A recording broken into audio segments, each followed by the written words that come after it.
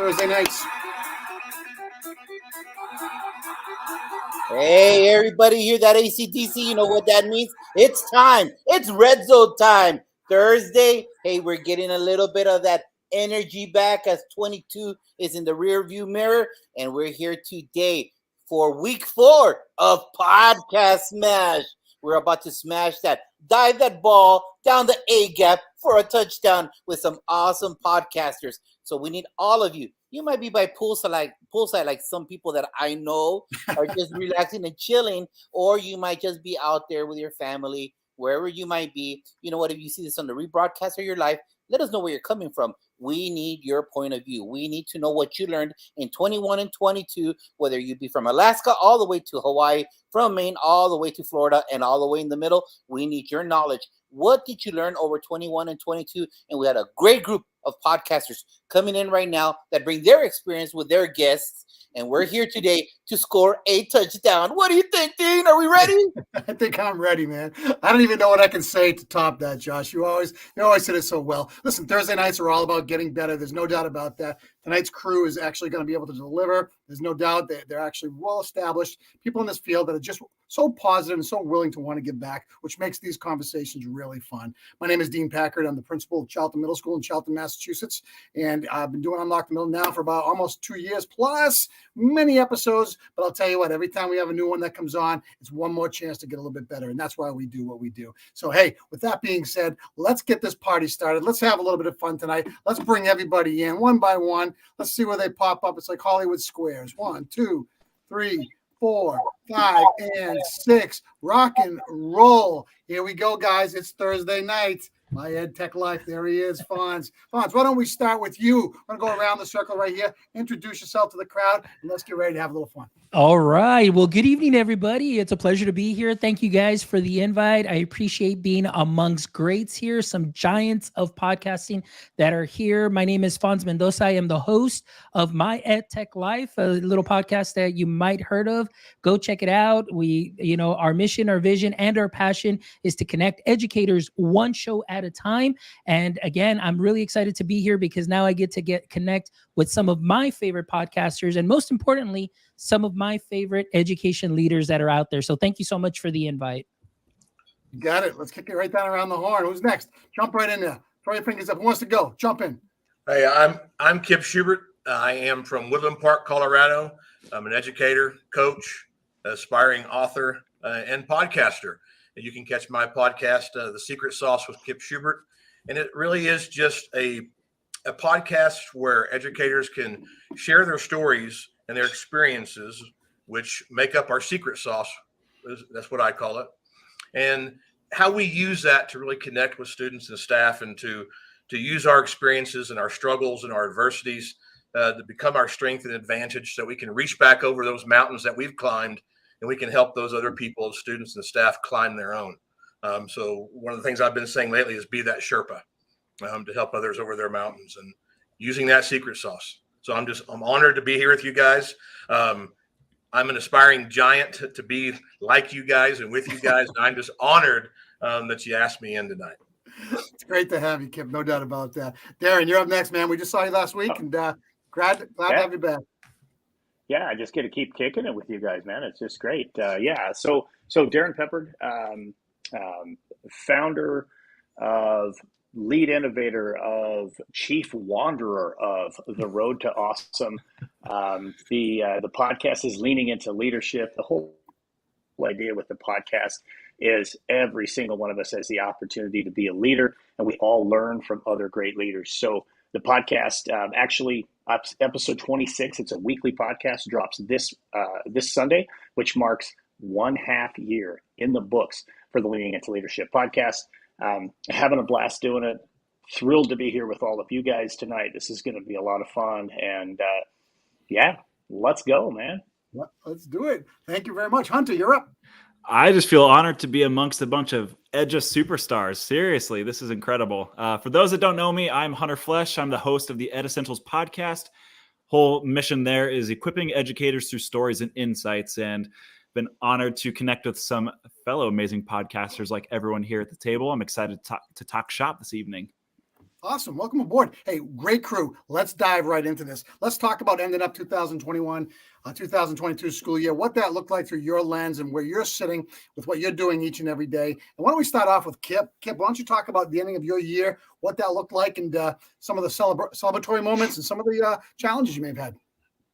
Yeah, I mean, I think the situation where I am in Woodland Park is extremely unique. And Darren's laughing. Darren knows quite. We have a very unique school board situation. Right now, we're going through a potential recall. It's just been a mess. There's been a lot of noise. It's a small mountain town. I think it's 58 degrees right now and rainy. So there's just a lot of kind of political chaos that surrounds it and things like that. However, I think it's been a struggle for the staff at my school and for our district. It's been a struggle for the administrators. We're having to merge with a new charter school that's coming into our district.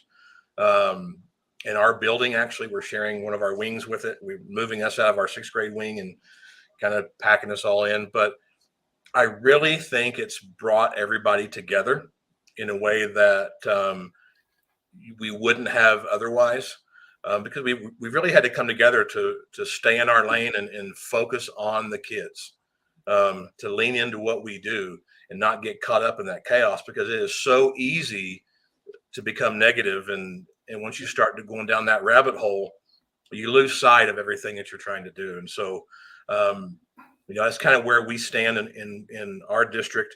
A lot of chaos, but I think out of that chaos comes a lot of courage and a lot of character building for our staff and for our district, and really refocuses us back onto where we need to be looking at, which is our kids and our teaching. So love it. Hunter. Yeah, so I'm going into my 4th year of teaching this next year. I mean, and thinking about this past year, lots of ups and downs. And for me, it was the first year where I was in the classroom 100% of the time. So it's like, ever since I've been in education, COVID hasn't been a thing. That's not normal. So I have that running joke just with myself. I have to remind myself that, hey, there's been something historic that we've all now hopefully gotten on the back end of, and can really start to deal with the aftermath of all the things that, all the different ways that COVID's impacted our kids. For me, just as a teacher going into my 4th year, really honing my craft, really getting into the nitty gritty of what are the things my kids need to be able to know and do each and every day. And amidst all the chaos, because I agree, Kip, there's all kinds of chaos going on everywhere. It just looks different for each district. It's very contextual. I mean, we have our own chaos. I mean, I've in my 3rd year going into 4th year, and I've already had 4 different administrators, either at the AP or principal level. And so different kinds of chaos, but what are you going to do about it? So I have to remind myself what's in my control. I think that's been the biggest thing I've walked away from this school year reflecting on, is what's really within my control. Who can I impact the most each and every day? And so I'm really looking forward to building my skills over the summer, and yeah, connecting with you all really helps build my confidence as a 4th year teacher. I love your focus. And if you keep those kids at the center of what you're doing, you're always going to be in the right place. So don't ever forget about that. Fonz, you're up. Oh, yeah. So this year was great, as always. Coming back and being able to have our students back in the halls and in the classrooms was something that was just marvelous. Just hearing that laughter and that joy again. I know it wasn't an easy year for a lot of teachers, but I do want to thank them for the work that they have done in finishing off the school year and finishing off strong. And really, again, just kind of bringing that safe space back for students, because we all know that often we were guests in our students' homes during COVID, and we got to see some things, and we got to learn that, not everybody is dealt the same cards, and, being able to have them back and bringing them back in that safe space and working on just reconnecting with them was something that was great. Obviously, one of the biggest things that towards the end of the year was state testing, and everybody, of course, being all tense and being all on edge just because it's the state test and everybody wants numbers prior to 2019 or 2020 before COVID hit, and it's not going to happen. But that pressure and that added stuff on teachers' plates and so on was something that was difficult. But we got through it. And hopefully we can make some adjustments. And speaking of adjustments, like I was talking to you guys earlier, a lot of adjustments being made within school districts. And of course, you always, like a good coach, you're always going to find those players that need to fill those roles in those positions. And sometimes, they may not be in the correct position yet, but when maybe some of those moves, they'll fall right into place. And just to continue to move forward and working with our students, and again, just building up our community and reconnecting again. So I was very thankful for that this year. And again, also thankful for finishing off my 15th year in education as well. Nice job. Congratulations with that. You had to bring up that state testing thing, didn't you? What's the matter with you? Come on, Fonz. Get away from that stuff. Hey, I wish I could get away from that, but none of us can. Remember, federally funded, state funded stuff. So all that stuff. Darren, you're up. Yeah, so for me, it was unique. So this was the first time in 26 years that I wasn't part of a school or a district. So, after 26 years in public ed, from teacher to AP to principal to superintendent, as you guys know, I stepped into my own space supporting education. Still, I still consider that I just finished my 27th year of education. Just because I'm not in one building or in one district, now I'm in a lot of districts and a lot of buildings across the country. And it's been an interesting experience. And as I was watching the year wind down, number one, I found myself maybe a little melancholy that I wasn't there, watching the kids walk out the door the last time to end the school year. But at the same time, for me, it was a moment to kind of reflect on what this last academic year has been like for Road to Awesome, continuing to build relationships, continuing to, build our own niche in the space around supporting and growing leaders and helping everybody build positive cultures and climates in their schools. I mean, right now, both Hunter and Kip talked about this, and honestly, Fonz was talking a little bit pregame about it too. There's a lot of turmoil in pretty much every district. And, one of the biggest things we need to do, and Hunter, I love that you said this, is we've got to focus on what we can control. And we got to get dialed in on those things, let go of the things we can't. And a part of that is thinking about our individual school culture and what is it as an individual teacher, bus driver, custodian, principal, superintendent, whatever. What is it that I can do from my spot? And so, I've spent a lot of time thinking about that over the last month or two, and have really focused now, honestly, kind of pushing that stuff into both the podcast and the blog around, how can I, from my space, support as many leaders as possible to do those things that ultimately are going to positively impact kids. Well said, perfectly said. Josh. Right now it's a situation where we've all reflected on 21-22, and I really don't think some schools just barely finished. Today, my contract is over. We're done with this year. Yet, we're still absorbing the effects, the repercussions of not only the disease, but also the effects of the disease on the learning environment, on getting the kids back into a specific style. And so I contacted some of our team members at Memorial, and you know what? They're still lagging, but they're willing to be part of teacher interviews. That's what we're doing right now also. We're interviewing to get new team members on board. But the cycle never finishes for us. But you know what? Let's move ahead. We know that people that sit in our chair, the administrative chair, central office, we're in the middle of the hiring process for a couple of weeks. But let's put that to the side. What are you doing right now yourself to reflect on 21-22, but also, as Covey says, sharpening the saw? What do you think, Kip? What are you doing right now? Well, it's rejuvenating and, kind of reflecting on 21-22.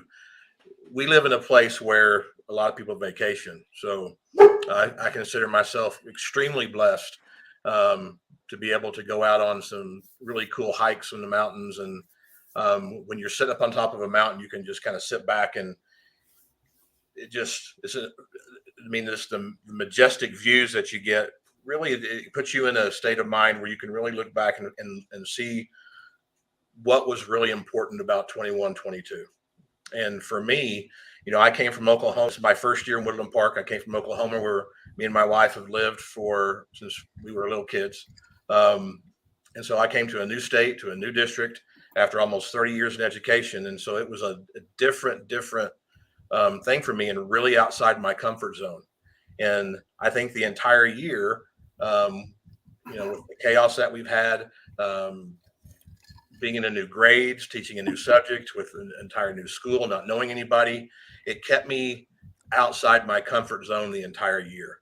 And I think I have grown by being outside that comfort zone. It's forced me to look at how I taught in the classroom, how I built relationships, how intentional I was with what I believed, what I said, and what I did inside the classroom, with my team, with the staff, in the community.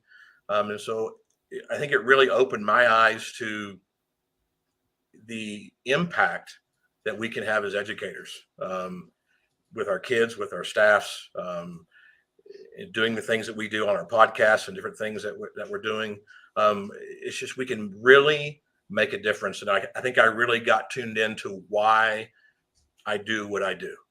And so I've been reflecting on that. It's just, and my why's posted in my room. And it just says to love and lead students and staff to believe and discover that they are the greatest miracle in the world. And so I've just been kind of reflecting on how I can go into this summer with my podcast and things I'm writing, and with my coach, the great Darren Papard, and my book that Road to Awesome's got in the queue. How I can use all those things to just be more intentional and align with that why and make a difference. Because again, if I was doing it for the paycheck, I'd have been doing something else, a long time ago. So, and I think that why has just become real apparent this year as I've reflected on all the change, and being outside that comfort zone's forced me to really get better at my craft and what I do. Hunter, reflection. What are you doing this summer to sharpen the saw? Yeah. Well, right now I'm taking a big break. And I think that's important for a lot of us. I talk openly about it. I think the first year of my teaching career, I worked myself to depression, a place where I had nothing else going on because I wanted to be so successful. I wanted to meet all the needs of the kids. I wanted to do all the right things and just be as successful an educator as possible, that I pushed myself way to the limits. And I think over the course of 3 years, and especially this last year, as I've begun to hone my craft, I've set boundaries for myself. And I think that's something that all educators really need to be clear on, is where is your personal boundary lie? And it's important to rest and recharge in order for you to be your best during the school year. So right now I'm taking a break, but I actually just had a meeting. I'm a mentor teacher at my school. And so I was having a coaching meeting with the ELL teacher for my school. And she was really interested and engaged. And she had just come to me out of the blue. I'm not her regular coach during the year, but she said, Hunter, I want to learn more about this thing called the grid method. And I know the Teach Better Team people out there know what that is. If you're not sure what that is, check it out. It's an awesome self-paced method for students, but she knew that I did that in my classroom. So she just came to me and we had that meeting this past week. And so she's got me thinking now about, hey, maybe you need to start thinking about your classroom next year and start tweaking and finally modifying. And I feel like right now I'm recharging, but I have a very clear vision about how I can improve and what I can do to really capitalize on my 4th year of teaching. So I'm excited about that. Awesome stuff.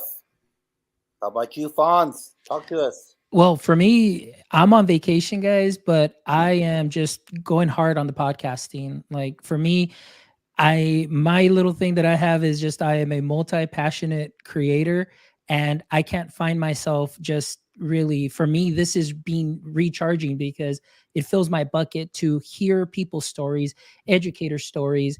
So the fact that, I get to podcast and I get to bring in education leaders such as yourself. I mean, everybody here except Darren, who'll be on the show next week. And, hopefully Kip too, he will be on the show soon, has been on my podcast because I'm always sharpening, like my friend Josh here says, it's about iron sharpens iron. And to hear those stories is only going to help me get better.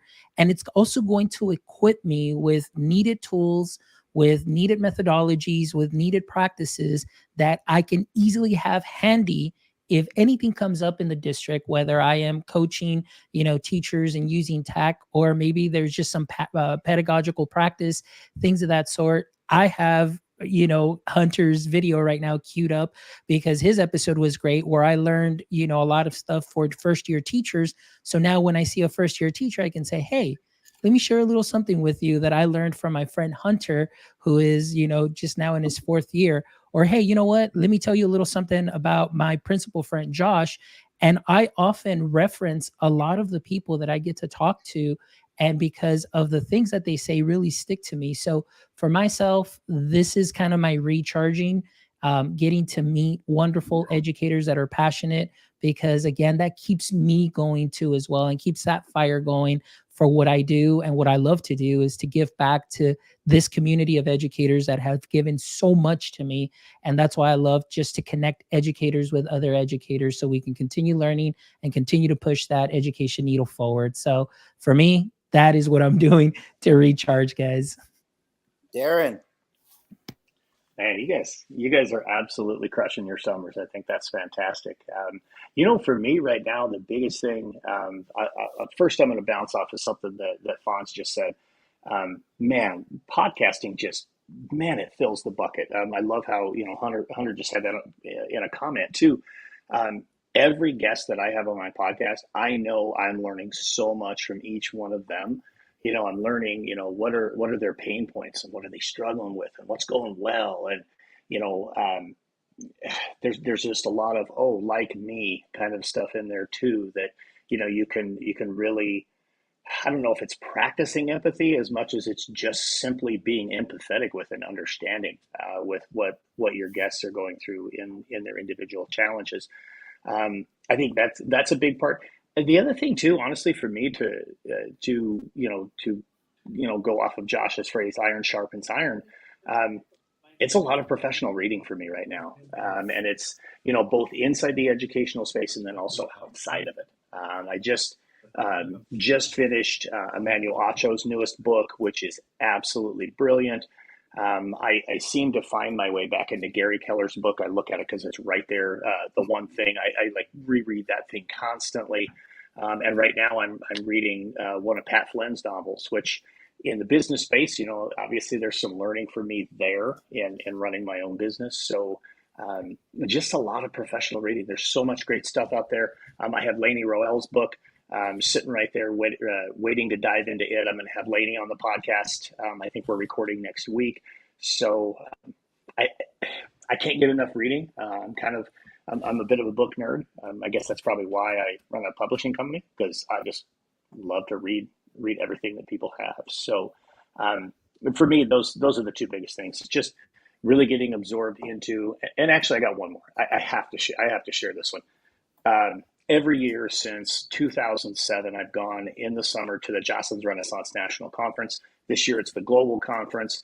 It is absolutely my ultimate bucket filler to be surrounded by like-minded educators who are just absolutely 100% all about culture and climate. That's next month, and I can't wait. I'm fired up for that. So that's what I got. You're going to take a day off, though, right? You're going to do something like that, too. You got to take care of yourself and your family. Don't forget. Yeah, for sure. Absolutely do some of those things. And, but it's a daily grind.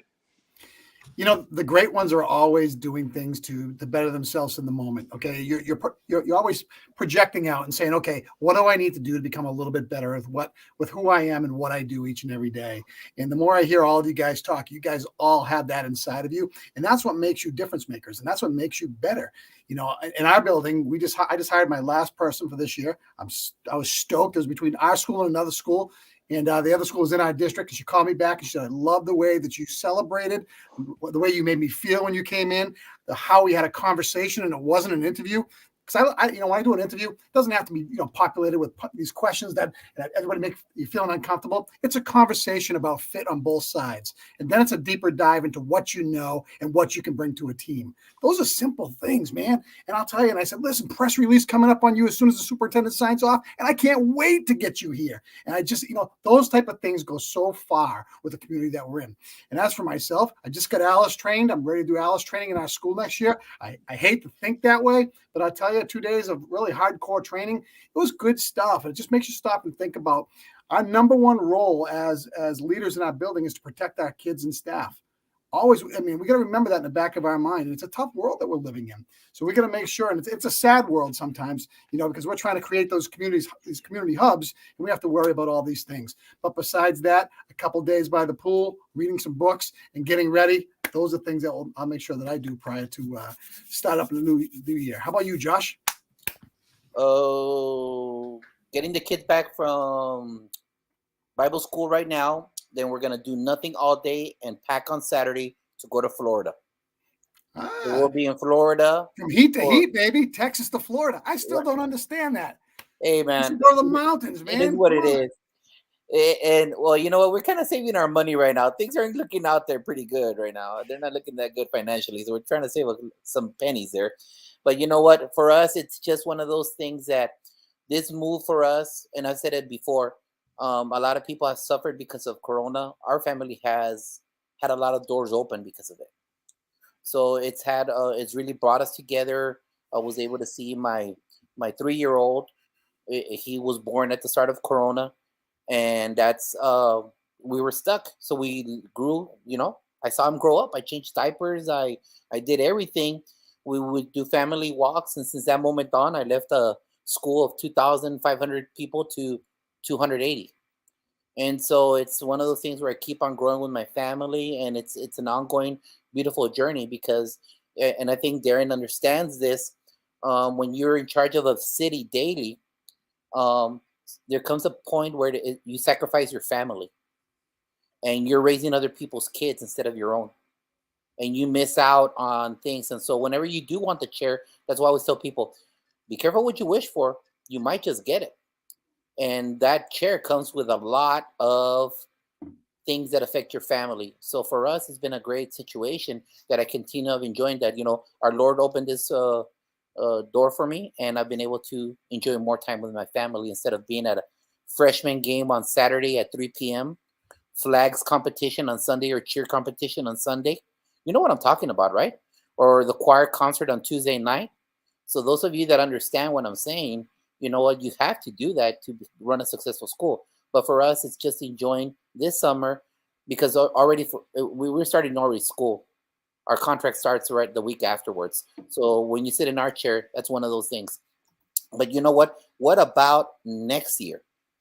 What are you doing right now to prepare, taking this reflection, taking the resting part, sharpening the saw?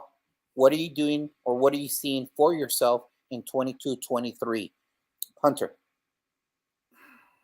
You got me. I thought I was ready for Kip to go. Someone mentioned it earlier, and I think it was Darren. You had mentioned the importance of understanding your role within the school. Like, everyone needs to understand how their role is important. And, I'm attending Drake for my master's in ed leadership, so hoping to be in the chair, as Josh says, someday. But really, I'm starting to really understand, how will my role as a 7th grade science teacher impact the system, like the larger system within my school? And I'm really trying to find ways, kind of like I mentioned earlier, just finding ways where I can have influence in ways that can positively move the needle in the right direction. Like we mentioned earlier, there's so much chaos. It's easy to get bogged down by that. But we really have to get honed in on what's important, what's our mission here every day, and what are we doing to get there, right? And if we're not choosing to focus on how we're going to get there and just talking about what's going on and all the craziness, then nothing ever gets done. So for me, in my role as a science teacher, as a mentor teacher on the building leadership team, really focusing in on making all of our work about students, about student data, and really being consistent and intentional with the strategies I'm going to choose to implement. I feel like these past 3 years, I've acquired a lot of lessons and ideas, and I've tried a lot of things, and now it's really, really time to hone in and make it better than it's ever been before. So I'm excited. Fonz from the Ivory Tower. For me, what I'm looking forward to is just really, it's a fresh start. It's a clean slate and really taking what worked well this last year and translating over to this year. However, always, with a willingness to learn. And most importantly, I did an interview with Punk Rock Classrooms with Josh Buckley. And one of the things that I mentioned there is like, for me is oftentimes I'm the person that is always trying to just find an easy solution for everybody and just, hey, let's make sure we take care of everything. But this time I think what I want to do is I need to work on listening more, being a better listener, listening to my teachers, listening to their needs. And really, instead of just really kind of like Grayson McKinney said, instead of trying to feed them with the spoon, give them some options where they can go ahead and choose how they choose to take what we eat or what we serve them and adapt their learning that way. It's taking things off of their plate and just being there to listen and making those connections, and rebuilding those connections too, as well as, like you said, COVID really did a number on a lot of teachers, a lot of us as adults, and we're going to get a lot of new teachers. So we want to make sure that we pump those new teachers up too and really get them excited about what they're doing and the difference that they can make, but also just reigniting that flame for the teachers that are already there that, just need that little additional push and that additional support. So I'm just, again, really advocating for that. And that's really what my role is going to be this next year on top of, just adding the little sprinkling of tech along with the practice. Kip, Oklahoma, Colorado. What's up for 22-23? I think for me, really, this past year being new, again, transplanting from being somewhere for so long into a new place, I kind of sit back and really observed in our team meetings and our PLCs and things like that. It didn't say a whole lot, but there was just so much growth, even just being a teacher, in working in the classroom, but taking that intentionality that I talked about before, with what I do and why I do it. And we've already had some meetings with our team for next year. And I've been really a lot more vocal with the culture that we want to set, not just within the school, but in our team, in our classrooms. And so that it aligns with, because when you talk about culture and your why and all those kind of things, it's cliche and it's easy to talk about and write them down and this and that. But if you don't align them with your practices and procedures on a daily basis, if they're not coming out in everything that you believe and that you speak and you do on a daily basis, and it's really not culture. And so I noticed that in our team last year, we said a lot of good things, but we didn't really back it up with what we did. And so, again, I'm just trying to put that growth and confidence that I've learned this past year into my team, into our school. And my principals asked me to come in and help her with a PBIS platform using Jocelyn's Renaissance to really come in and begin to start to celebrate the kids again, because we haven't been able to do that with COVID. There's no assemblies, there's no none of those kind of things. And so she really wants to really lean hard into celebrating the wins and the successes and the kids again. And so we're really working hard on that this summer to put that back into our school as well. That's so true, Kip. And that's one thing that I talked to Darren about is about patterns of behavior. As long as you establish those patterns of behavior, your culture will sustain itself of whatever it is, whether it be positive or not positive. Because those patterns of behavior goes both ways. Right. Darren, how about yourself, 22-23, with your new venture, publishing books, helping out educators? Yeah. The biggest thing for me is really leaning in, not to, I guess, use a play on words for my podcast, but really leaning into leadership and leaning into those leaders around the country who, like yourselves, know just how important that culture is. We've got a pretty good load of schools that I'm going to have an opportunity to be spending some time with, starting in July and going through August, September, and throughout the course of the year, and really wanting to focus on that culture message is not just simply, be nice to each other and lift each other up. That's important. But as individual educators, regardless our role, we've got to remember that school culture can in fact start with you as the individual. You can control how you show up each and every day, and you can control whether or not you're going to be somebody who's going to lift others up, or you're going to be that person who pushes them down. And you can be that one that remembers that every single day, guys, every single day, we have an opportunity to have a conversation that will change a kid's world forever. We have that opportunity, and keeping that at the forefront, keeping, that, yes, it's hard. I mean, come on, let's be honest. It's hard. Hunter, I just, it keeps spinning in my head that you haven't really had a year that wasn't touched by COVID as a teacher. Dude, trust me, someday it's going to get better. I promise. But, as we go through those continued challenges and some political turmoil and all this other stuff, stay focused on who you are as an individual and how you can impact the lives of people around you, whether you're a school leader or you're in the classroom, or again, maybe you're working in the lunch line. I mean, I had a great conversation earlier this week. I spoke at an event actually up where Kip lives, and had an incredible conversation with a bus driver. And, I loved her attitude. And honestly, it kind of lit a fire in me again. I mean, not that I need more ignition in my fire, but she brought that to me. She talked about something we've all said, but as a bus driver, she's like, I'm the first and last face those kids see every single day. And I am going to make sure that they start off on the right foot every single day.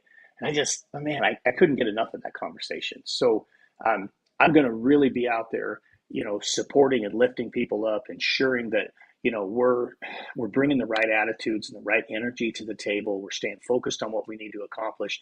And that is taking our little human beings, and over the next 9 or 10 months, let's make them a little bit better human beings. That's what it's all about.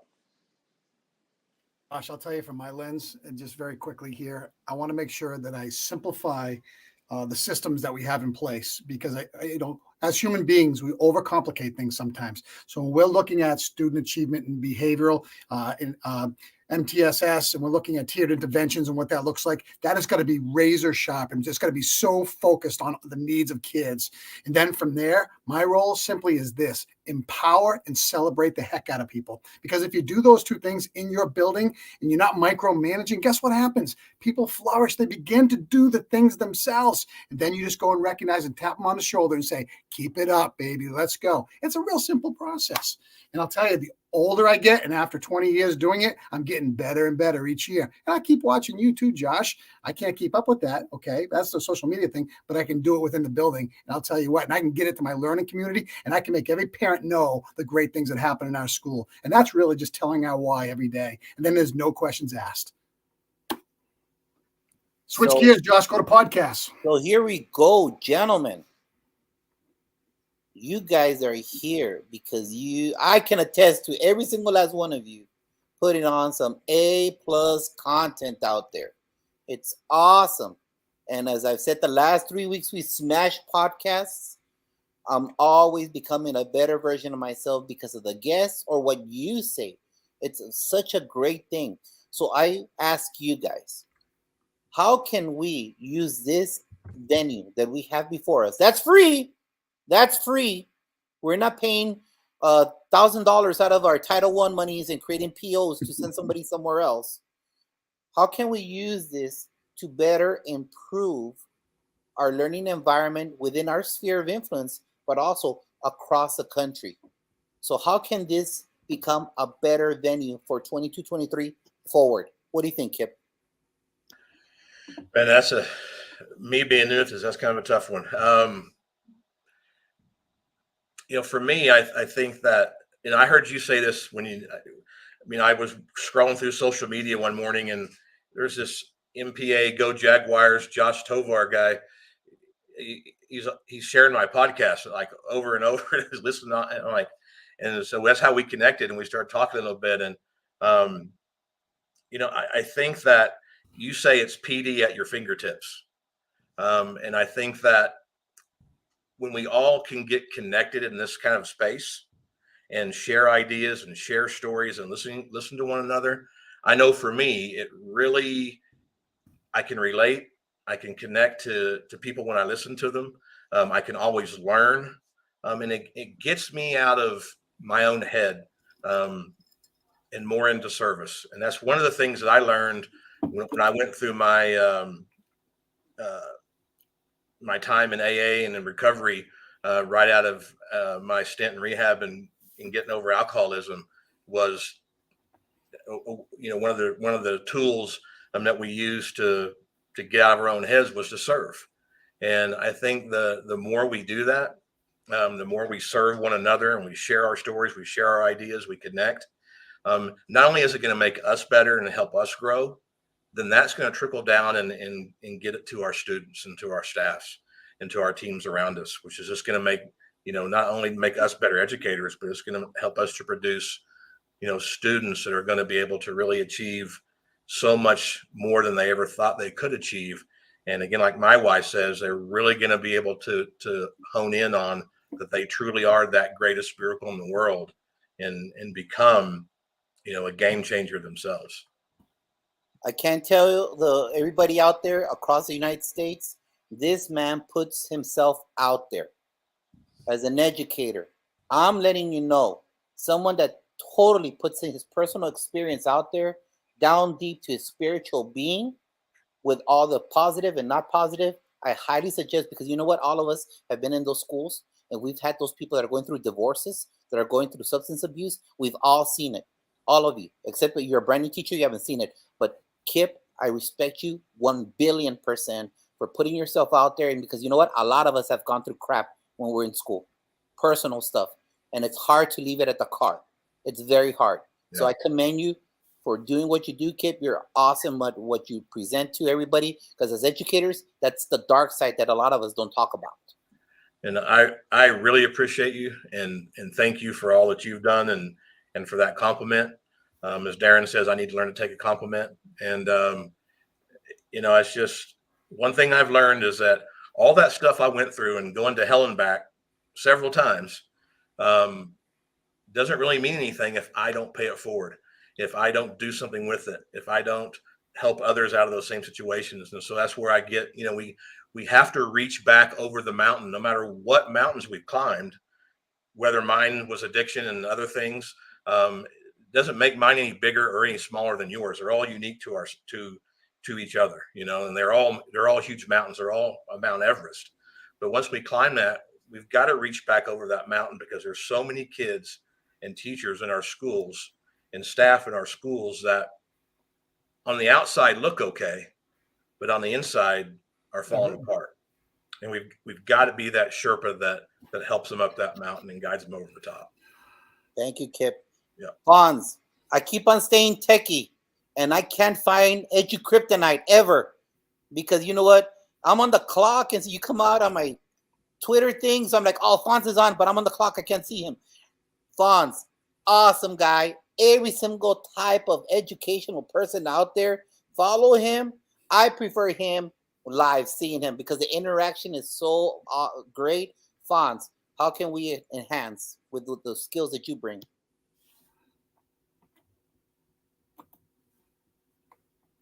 The power of connections. Yes, the power of connections is definitely something that's very important. And like I said, for me, the whole mission of this podcast turned from, hey, I want to do podcasts and bring in people like during COVID to do the tutorials and to do this and do that. But then it just organically changed to, hey, what are you going through? Tell us, like, share that experience, because there's going to be people out there that need to hear that they're not alone in this, that there's other people that are going through the same things, and then you're able to relate. And so then that mission and vision and passion for connecting educators in that sense to be relatable. And that's why I always start off the show with the superhero origin story. People that I bring in on the podcast, yes, there may be some big names. There may be some names there that you've never even heard of, because I look for all types of educators that are doing some amazing things. And because they all deserve a platform and they all deserve a place to share their story, because if in my eyes they're great, I want to hear how they got to education. And so I always love to hear their superhero origin story, where some have gone the conventional route to education, others have gone through the not so conventional route into education, but they've landed in education and they absolutely fell in love with it, such as myself. So for me, the whole show again is just bringing those people that are going to bring you their heart, they're going to bring you that passion, and they're going to really light that fire under you and make you understand that if maybe there's some difficulties that you're going through, you're not the only one that has gone through those things. And maybe something, a little gem within that episode will help you just to say, hey, you know what, this is what I can try, this is what I can do, or you know what, it's great to hear that I'm not the only one. And so, yes, even though it's called My EdTech Live, we hardly talk too much tech, because I care more about the person and connecting them and making them real to other people. Because oftentimes they're going to see you guys here that are giants, and they see you all on Twitter. They see the polished product, the finished product, but they don't know the hours, the sacrifices, and all the hard work that you've gone through to do what you do. Well, the same thing for the teachers. I want them to know that the people that they are looking up to are also only human and also have origin stories that may be similar to theirs, and they can connect. And to me, it's that power of connection, that PLF, that personal learning family. That's what it's all about. I don't know if on that VI episode you had, I felt like Quest for Fire, the caveman. You lost me. So some of those terms that you were using, that's something else. But you know what? It's right. He covers everything. And then there's this one kid I saw one time scrolling through Twitter, and he has these giants he's interviewing. I'm like, who's this kid? Like, how old is this guy? He's with Todd Whitaker. And boom, he grabbed me, and I go, Hunter, look at that guy. Hunter, talk to us. Hey, when you're in my position, as a first-year teacher, you don't have a lot of clout. You don't have a lot of experiences. You, like Fawn said, I'm a nobody. And so for me, I was just a person that wanted to make a difference in my school. Both my parents are educators. And even through my first year, through student teaching, I was already seeing some system challenges, and I kept coming home every day thinking, man, can't this be better? Like, can't we do more than what we're doing right now? And, I thought about things I was interested in. I loved learning through podcasts. And I thought, well, what the heck? Why not start my own? Take the bull by the horns, started a podcast. And, it was something that was very interesting. I think it was Dave Schmidt that said this. He said, you know what? It's kind of interesting. If you just reach out to some random person just to talk and interview them, they'd probably say no. But if you have a podcast and you say it's for a podcast, so many people are willing to share their time, their energy, their insight.